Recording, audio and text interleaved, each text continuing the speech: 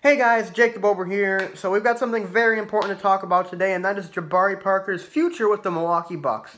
So earlier today, it was reported by Paul Henning of Brew Hoop that Jabari Parker, upon being questioned after a practice about his future with the franchise, he said that it was uncertain and that he believes that even without him, that the Milwaukee Bucks franchise will be fine.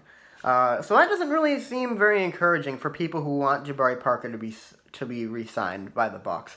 And personally, in my opinion, the Bucks don't really seem like a franchise that is too interested in re-signing Jabari Parker anyhow.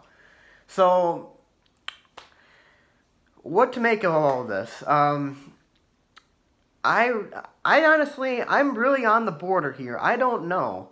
I mean, there's a lot of risks involved by re-signing Jabari Parker, but at the same time, you didn't trade Jabari Parker at the deadline, so what reasoning would you have to let him go this offseason?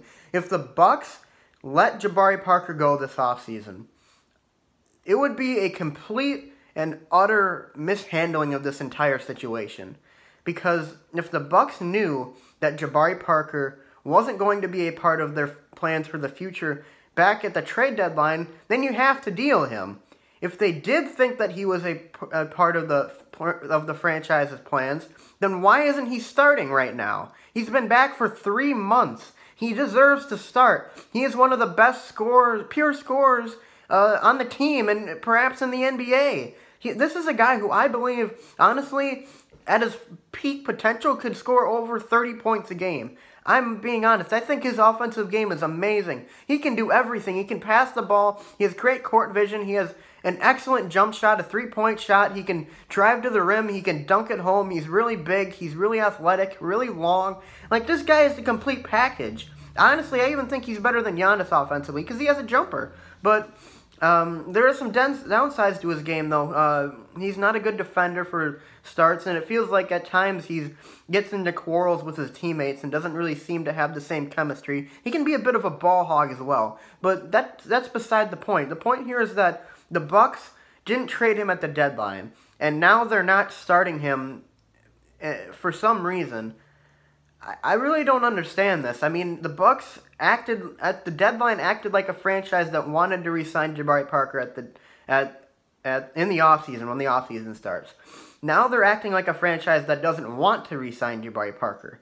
And honestly, like, if you weren't going to re-sign him, then why didn't you trade him? Because he had a lot of trade value at the deadline. Personally, I think that the Bucks could still achieve their goal even without Jabari Parker. I think they could. Even though at the beginning Jabari Parker was supposed to be the centerpiece, I think at this point with Giannis blossoming into the superstar that he is, I think that the Bucks can still achieve their goal even without signing back Parker. But that it just seems like such a waste because you could have gotten something out of Jabari Parker if he wasn't going to be a part of your plan, and now you just ruined it. Like, you just ruined any chance you had of getting anything of value out of him, and now he's going to walk. I'm not certain that he's going to. I honestly don't know. I'm about 90% sure that he's going to walk through. He just sounds like a guy who's not going to stay with this franchise, who doesn't feel like he's a part of the team right now. He even said a few practices ago after practice, he said that it's frustrating to get spot minutes. And that's what they're giving him right now. Like, if he's not a part of your future, the Bucks are showing that because he's not getting starter minutes, and he should be. And what's more is that the Bucks are miring themselves in such a terrible situation, which began last offseason by signing Snell to that ridiculously large contract for a guy who you could literally replace with any solid three-point shooting player out there right now. And it's just so... The Bucks are just mishandling this situation so badly, and they need to figure out something.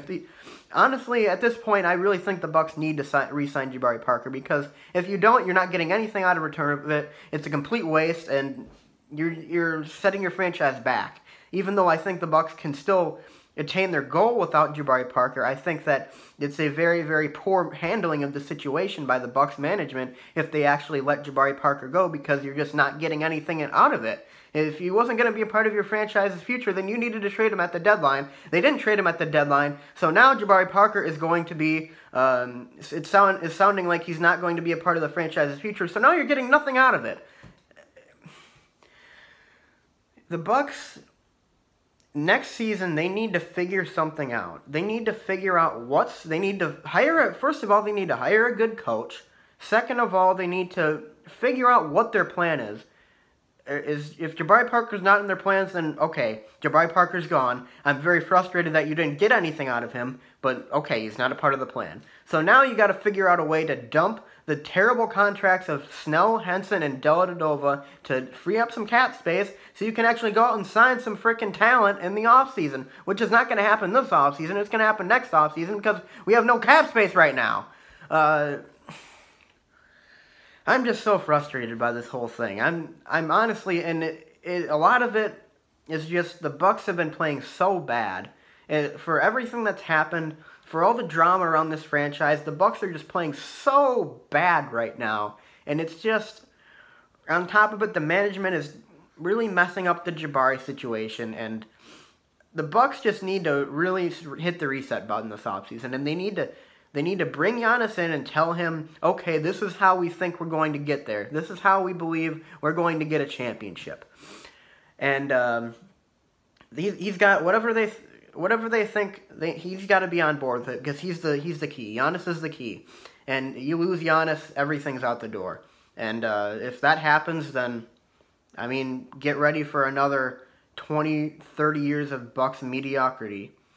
But anyways, guys, that's what I have to say. That kind of developed into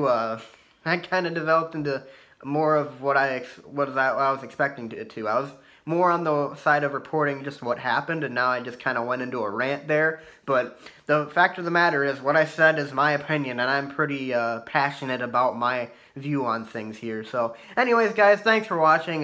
Be sure to leave a like and subscribe. Let me know what you guys think of the Jabari Parker situation in the comments.